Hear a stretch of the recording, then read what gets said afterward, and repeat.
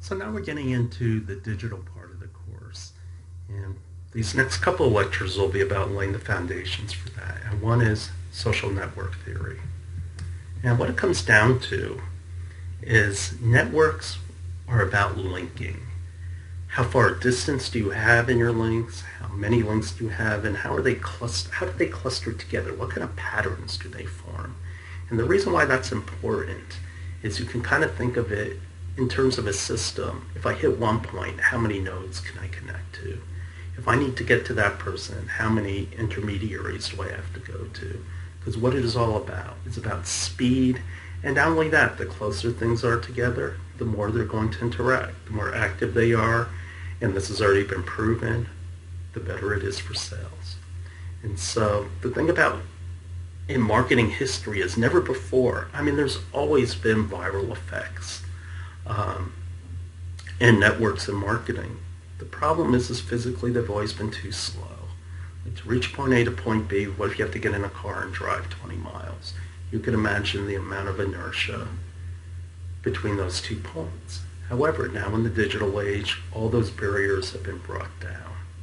And so this is why we start out with network effects. Why do we care about networks? Well, the thing is, a large number of interactions we have by digital devices today. Everybody is carrying a portal to somebody else in the digital universe.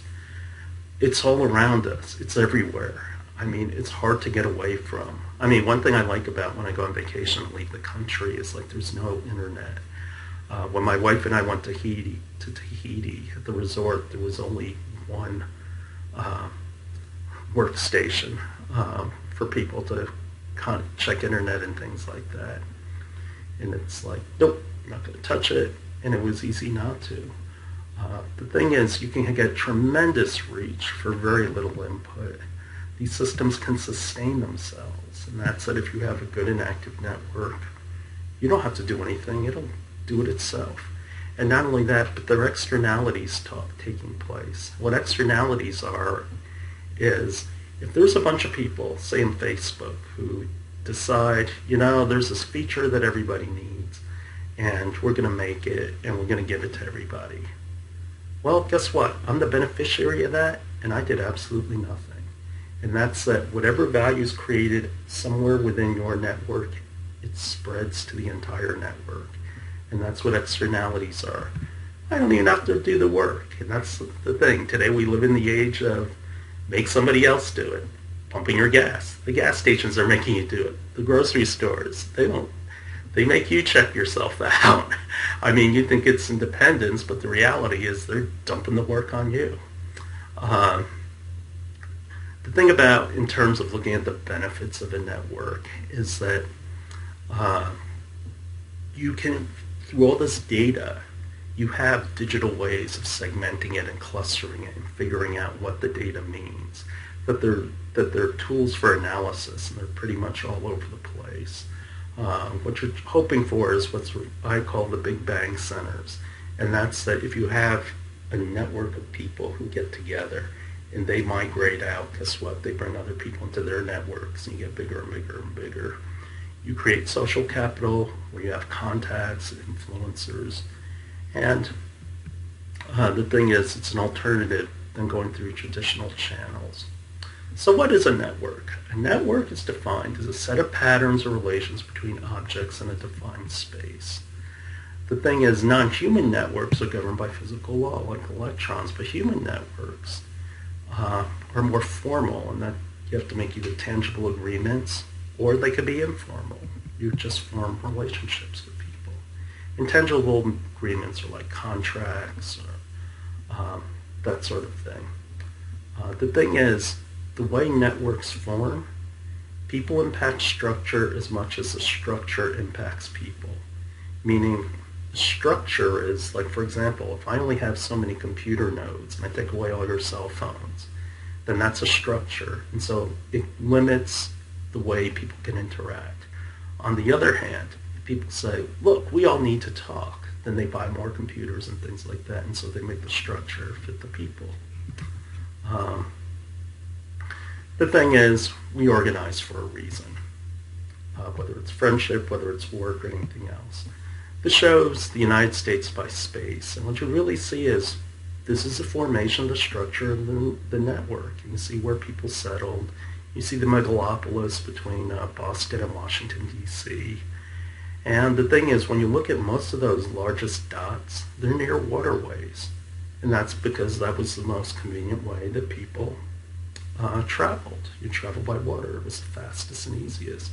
Because you don't have to go over hills and through trees and end up at cliffs or something like that. Waterways are just simpler and more economical ways to do it. The thing is, in the West, you have a lot less water than you do in the East, and so you see it's a lot more sparse. I'm still totally convinced the way Arizona was settled is these guys came across the desert and they stopped because it was winter. Wow, this is great. 75 degrees, sunny, it gets cool at night.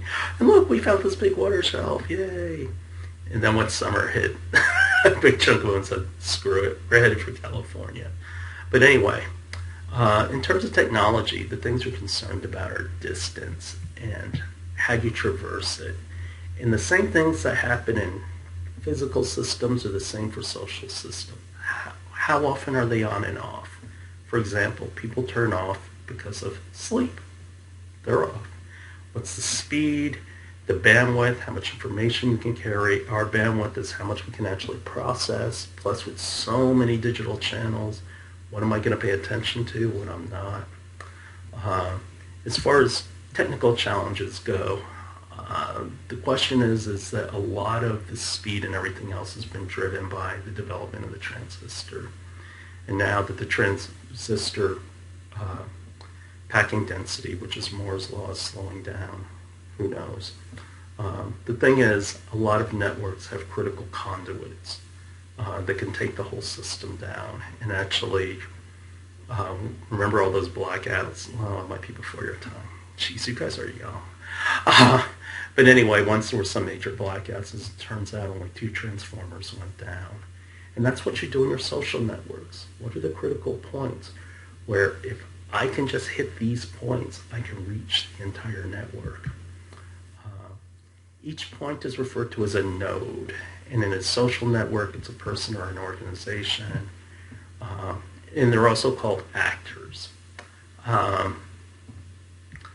The thing is, the relationship between these points is referred to as either conduits, ties, segments, or connections. Again, when you hear all these words, they kind of mean the same thing.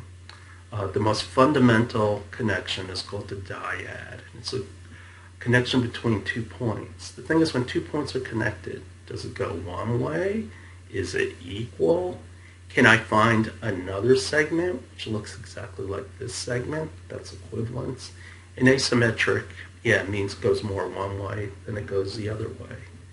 And then null is nothing happens before. And the other fundamental structure is a triad, and that's where you have 3 nodes. So the question is, how much balance is there?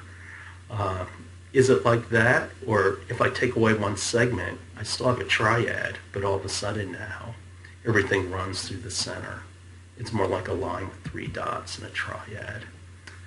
In terms of shapes of networks, centralized means that I can find key points. I love centralized networks are good and bad. They're good in the sense that I have fewer points I have to hit. They're bad from the viewpoint of if that person goes away, guess what? I lose everything. And so centralized networks are referred to as stars. Less centralized are Ys, meaning there's actually a gatekeeper before I can get to that centralized network. There are chains that are purely linear. And then there are circles. The thing about circles is not every point can necessarily connect. And that's why I need to create points or users or some level of facility or introduce influencers to get all of those to connect.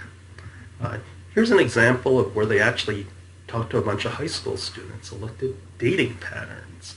And as you can see, the blue dots are boys and the pink dots are girls. And as you can see, there's a circle of people, and then from them, it all spans out in the dating pattern.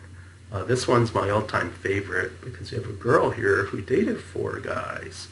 she dated a girl who dated one of the guys she was with. There's definitely quite the party going on around there. And here's in a lone blue dot, and that was pretty much Dr. Cho in high school. Anyway, you can look, they've patterned all kinds of social activity, and one thing they found out is that obese people tend to befriend obese people. Now, part of it could be lifestyle habits, it could be, issues and challenges. Heavier set people tend to be more outcast. Please don't get me in trouble for saying that. Hey, Dr. Cho is fat. I have no problems admitting that. And that's why I have the potential to lose weight, because I'm honest with myself. But anyway, in terms of types of networks, there are egocentric, which are focused at a single point, and that's like me to all my friends. Sociocentric is essentially you're talking about a specified area like a classroom, and open systems mean there are no clear boundaries. Like I say, the network I'm talking about are hamburger eaters. Well, it's just so huge and nebulous. What is it? The foundation of social networks are based on homophily and influence. Those are the two concepts that all of this network stuff is based on. And homophily is that people of like characteristics will tend to be connected. Shocker! People will tend to be connected if they have something in common. Wow, what an insight. And influence is that connected people can have an influence on each other. Makes sense to me. Okay, so this will be the last example where we end this off. But if Dr. Cho plotted out his emotional network, and so essentially on the left is about my emotional contacts, and on the right is my frequency. And so the question is what do these clusters look like? And pay attention, because you need to do this for assignment 3. And that's that I used an arbitrary numerical system. But this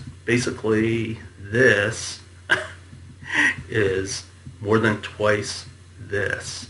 And this is more than 3 times my feeling about this and all. But what I found is when I looked at my friendships and everything, Dr. Cho has lived in so many places across the country that my friendships are based on location. And so each of these represents emotionally who I'm tied to. So New Jersey, again, I'm a New Jersey guy. Illinois, because I worked for Abbott Labs and I knew a bunch of people there. I lived in Northern California, I lived in Southern California. Ironically, I am much closer to people I knew at Harvard than I was at MIT. And to a large extent is intellectually I love engineers, emotionally I don't. And the reason why is because logical people will find a way to come up with a logical answer and a logical line of reasoning to justify pretty much anything. And the thing is, I prefer people who I form very close emotional attachments to have some kind of code, some kind of grounding of beliefs that they're not going to change over time. Plus, a lot of engineers are wimps. But anyway, within each of these is a cluster. And so here's my cluster at Harvard, and that's that I met this one gal in a class, and we became lifelong friends. And then I met her cousin, and we started to date. And then her best friend, when we broke up, actually her best friend and I became really good friends. And I actually became godfather to her daughter. Now, however, if I talk about frequency of impact as opposed to emotion, that's different. And that's that I don't have much contact with New Jersey anymore. Probably because most of my friends are dead now, which has something to do with it. And I have much closer ties to Northern California, where Silicon Valley is, because my wife and I have family there. And that's why I tend to contact them more often. And so here's an example of a simple way you can map out your own relationships. And subsequently, as you can imagine, you can also do that for marketing relationships.